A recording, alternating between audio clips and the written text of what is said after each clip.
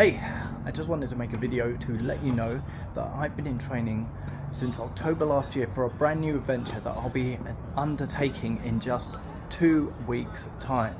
And I've been pretty quiet about it, but recently I've been posting a couple of things on Instagram, so it might not come as a surprise to know that I am attempting to finish the world's longest paddle race, the Yukon 1000, which kicks off on the 10th of July this year. It is 1,000 miles from Whitehorse in the Yukon Territory of Canada up to the Dalton Highway Bridge in Alaska. 9 days to finish 1,000 miles, which means that we will be paddling for 18 hours a day. It's a massive thing.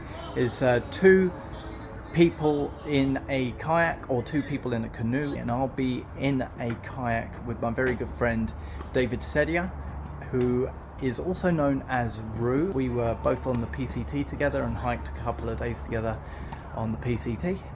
We are teaming up for this one. Now David has a incredible pedigree with his kayaking. He has raced at internationals and gone to Australian Open, and he's been kayaking for about 20 something years. Very good. Me, however, I have not done anything outside of just renting a kayak or a little bit of school trips or Duke of Edinburgh Awards. So I was not a solid kayaker at all, but for all that time I've been in the gym, I've been running, and when the weather got better in February, I started training in these racing kayaks. I've been out every single day to try and get better for this race, and I'm feeling pretty confident now. These kayaks behind you, these are racing kayaks, but I will be undertaking this race in a sea kayak. Now, if you don't know the difference, don't worry, neither did I. Racing ones, these ones are super light, and they're very thin and they glide through the water, but because of that they have a tendency to tip. Yeah, we don't want to tip in, we want to be stable. So sea kayaks are heavier and they're a lot more stable, and they got a wider hull, so you can sort of sit in them and relax. In these, if you don't paddle, you usually go bop. You've got to have forward momentum. It's like on a bicycle, if you're not pedaling you have to put your foot down. If you're not paddling, you just go. You don't want to fall in the water when it's the Yukon.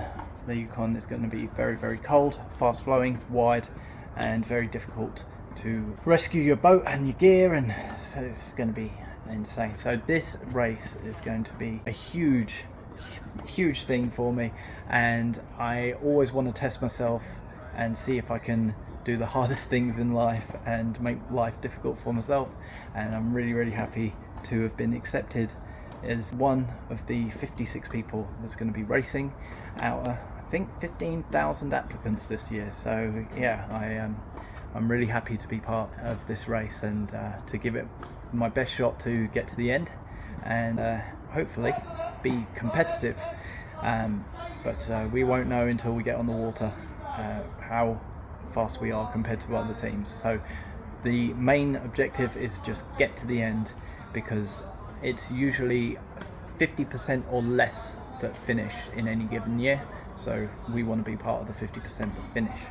That's a very long explanation, so I will be making more videos to try and sort of go over the basics just before I go.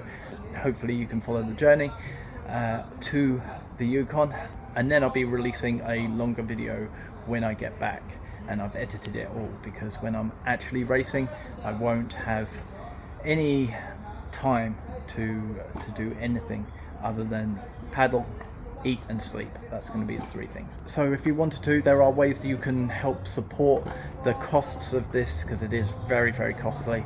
And if you wanted to do that, there's always Patreon, which is great. You can just give as little as you like monthly, or if you just wanted to do a one-off, there is a GoFundMe, and I can give you the link to that.